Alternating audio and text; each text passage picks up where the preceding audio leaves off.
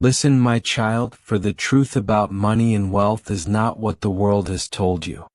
You have heard it said, "Blessed are the wealthy, for they hold the power."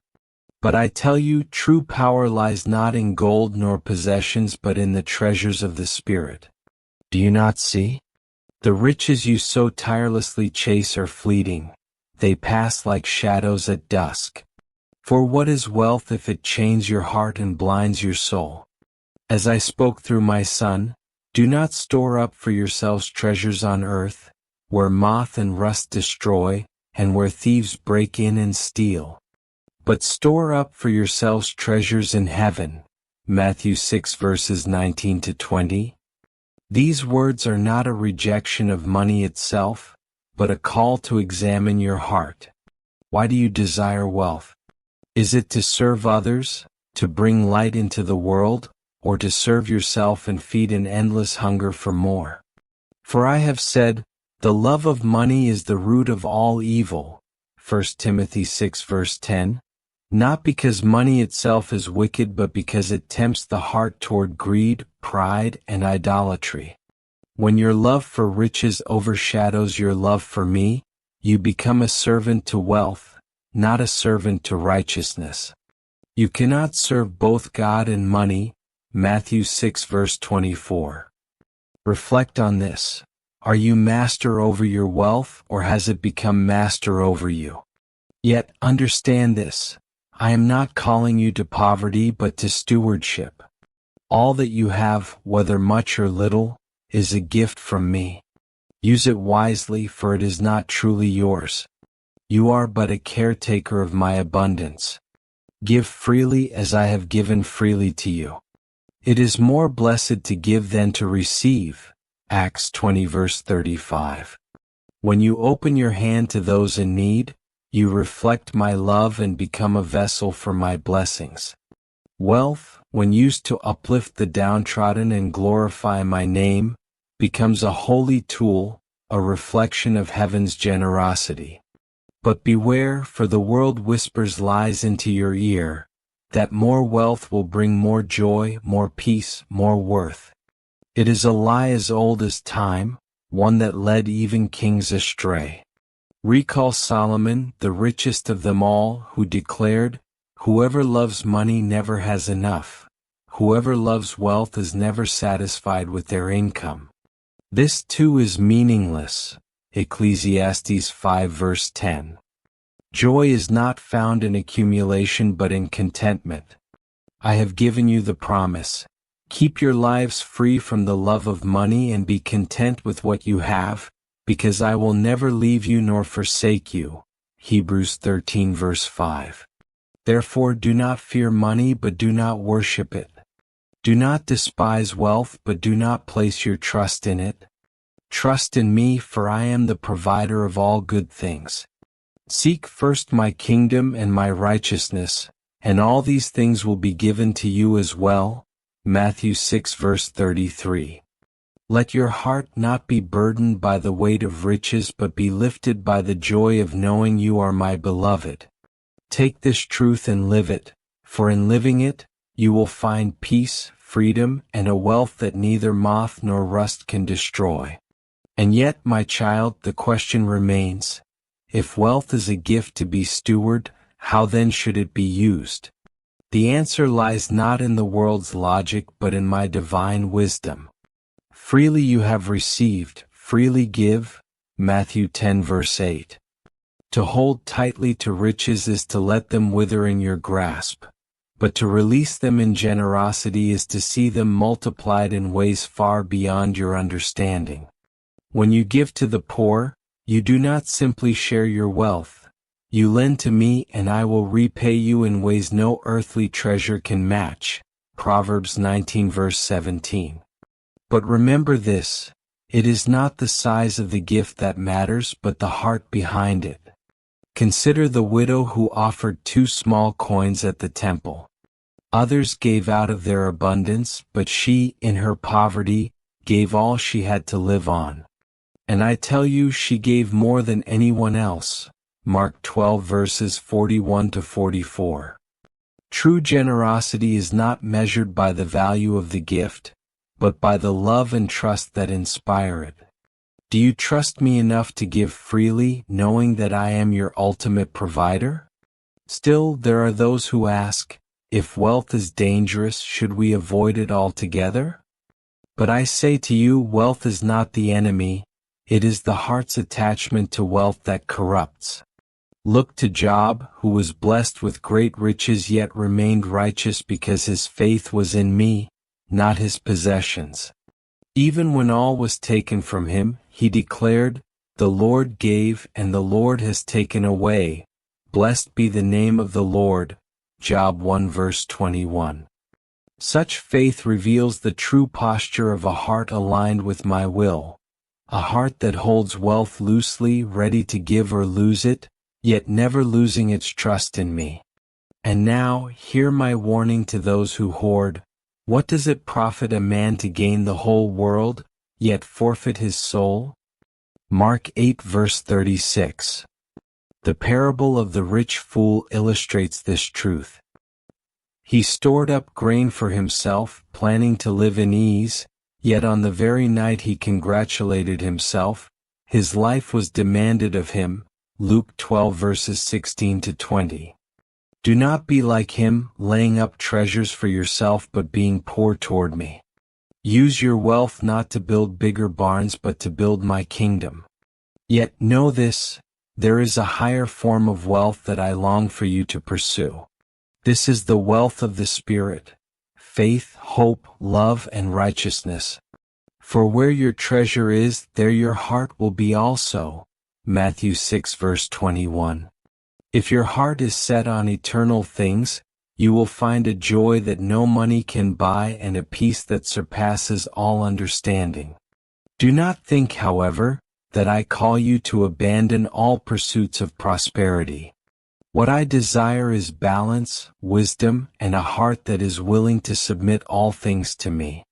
Even as you work, even as you earn, let your labor be done with integrity and your purpose be rooted in my will. Whatever you do, work at it with all your heart as working for the Lord, not for human masters. Colossians 3 verse 23. When your efforts align with my purposes, even your wealth becomes a tool for grace. So, my child, reflect deeply on this. Are you using what I have given you to serve others, to glorify my name, and to draw nearer to me? Or has the gift become a barrier between us? Search your heart and seek my guidance, for I am always near, ready to lead you into the fullness of life that cannot be measured in gold or silver. And yet, even as you ponder the use of wealth, there is another truth to consider: how it shapes your relationships with others. Wealth, when misunderstood, becomes a wedge, dividing brother from brother, neighbor from neighbor. As I have spoken through my Son, love your neighbor as yourself. Matthew 22 verse 39. If your wealth blinds you to the needs of others, if it builds walls of pride and exclusivity, then it no longer serves my purpose but your ego. Do not forget, whoever shuts their ears to the cry of the poor will also cry out and not be answered. Proverbs 21 verse 13. But when wealth is used in love and humility, it unites, heals, and uplifts. It becomes an expression of my grace, extended through your hands. As the Buddha also taught, generosity brings happiness at every stage of its expression. We experience joy in forming the intention to be generous, joy in the act of giving, and joy in remembering the act afterward. This shared wisdom reminds you that giving is not just for the benefit of the receiver but a liberation for the giver. It unshackles the heart from greed and opens it to compassion. Consider, then, the nature of simplicity. Simplicity is not the rejection of wealth but the freedom from its tyranny. Better a little with the fear of the Lord than great wealth with turmoil. Proverbs 15 verse 16. Simplicity allows you to focus not on acquiring but on being. It teaches you to find joy in what you have, no matter how small, and to use every resource for good. This mirrors the Buddha's teaching. Contentment is the greatest wealth. When your heart is content, no amount of money can enslave you, for your treasure lies elsewhere. There is also the matter of faith. Do you trust me to provide? Do you believe my promise that your Father knows what you need before you ask Him? Matthew 6 verse 8. Many strive to amass wealth out of fear. Fear of lack, fear of the unknown, fear of losing control. But I have told you, do not worry about your life, what you will eat or drink, or about your body, what you will wear. Is not life more than food, and the body more than clothes? Matthew 6 verse 25. Trust in me is the antidote to fear. It allows you to release the need to hoard and to step boldly into a life of generosity and abundance. Even so, wealth also tests the character of those who possess it. It is a mirror revealing the true state of your heart. As Jesus warned, it is easier for a camel to go through the eye of a needle than for someone who is rich to enter the kingdom of God. Matthew 19 verse 24. Why? Because wealth can create an illusion of self-sufficiency, tempting you to believe you no longer need me. But I tell you, all things are possible for those who depend on me. Use your wealth wisely, and it becomes a tool for my kingdom. Misuse it, and it becomes an idol. And consider this: wealth is fleeting, but the fruits of righteousness endure forever.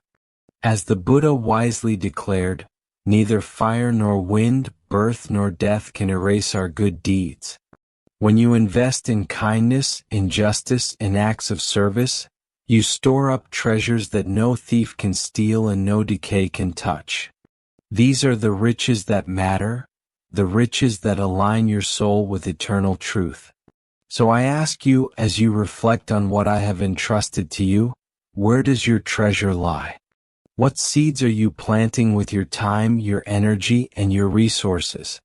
For these seeds will grow into the harvest of your life, and it is by this harvest that you will be known.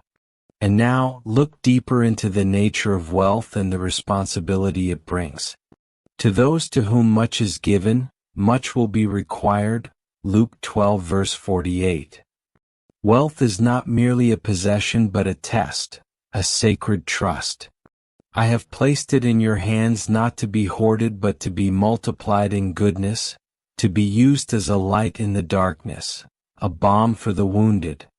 The generous will themselves be blessed, for they share their food with the poor. Proverbs 22 verse 9. This is not a suggestion but a principle woven into the fabric of creation. Blessings flow through open hands. Yet wealth also demands discernment.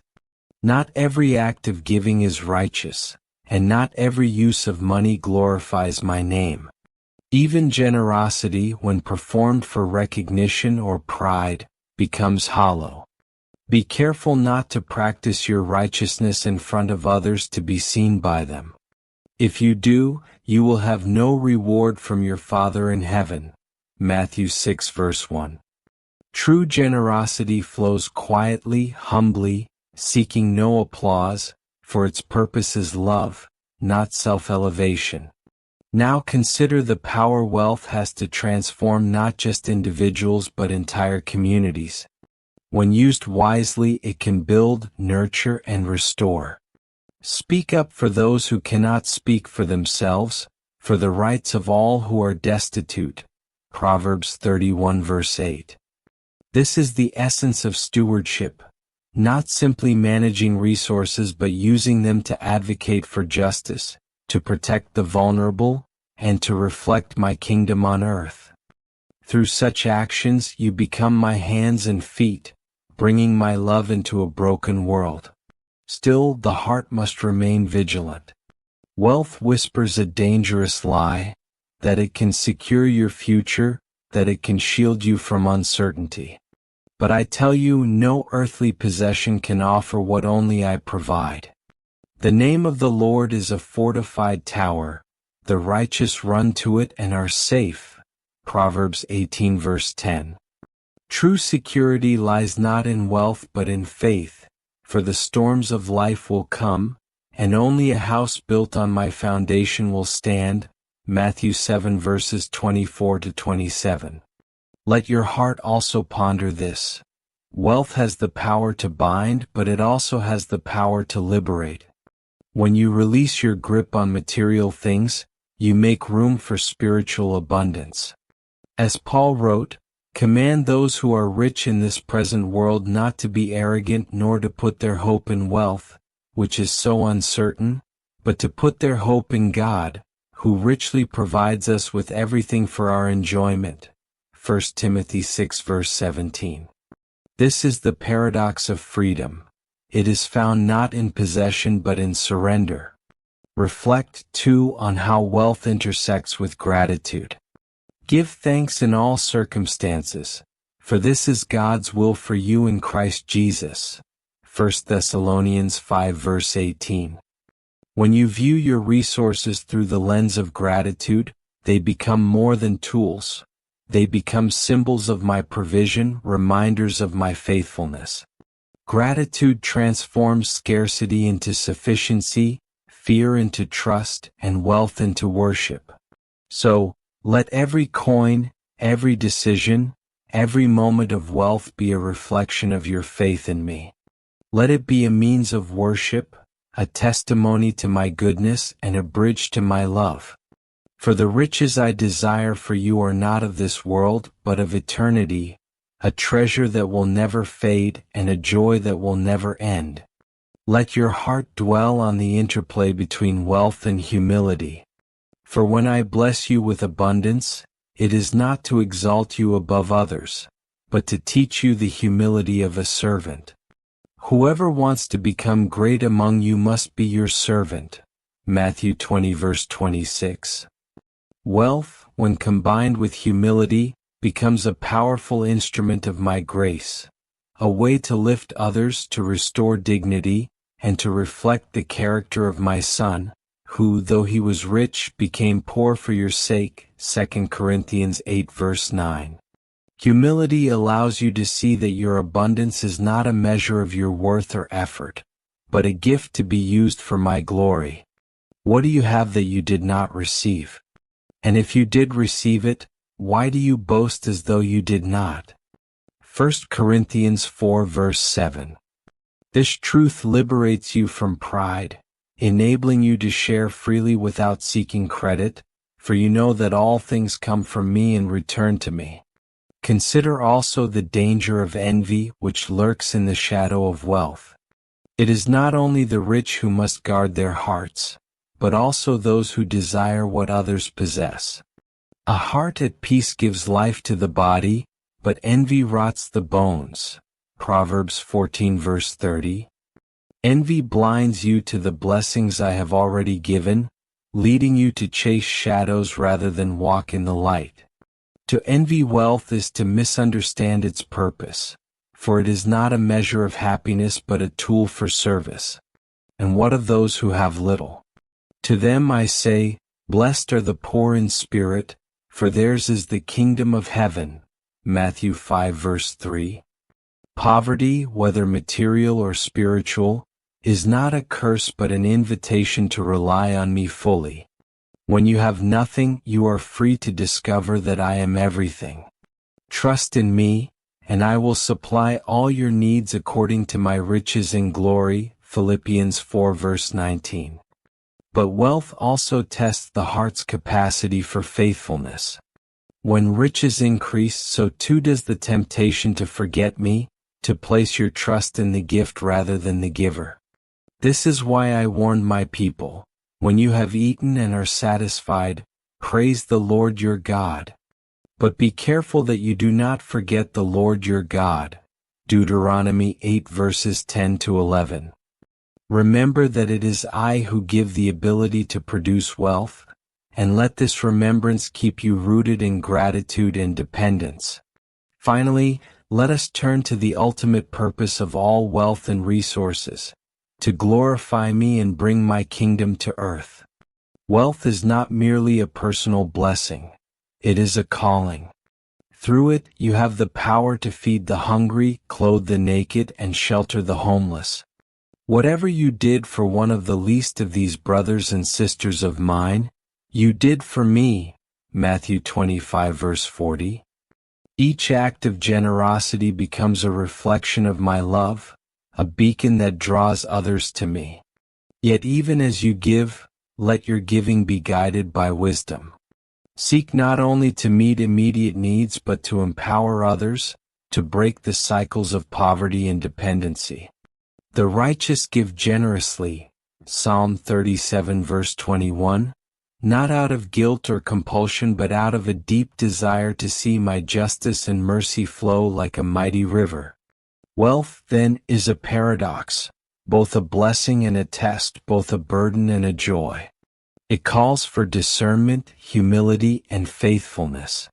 And through it all, I ask you to remember this. Your true treasure is not found in the accumulation of things, but in the richness of a life lived in my presence. For it is there and only there that your soul will find rest. And so, as we conclude this reflection, remember that wealth is not merely about what you have, but what you do with what you have.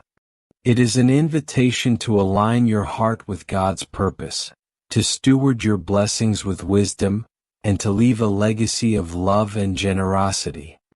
Every coin, every act, every intention carries the power to build His kingdom on earth. But this is only the beginning of the journey. If today's message has stirred your heart, if it has raised questions or awakened a deeper yearning for understanding, then I invite you to join me in the next video. Together we will explore how faith transforms fear, how grace reshapes our relationships, and how to truly live a life that reflects the glory of God. Make sure to subscribe and follow, for each step we take together leads us closer to the light, to truth, and to a life of eternal purpose. The path is long, but you are not walking it alone. See you in the next message.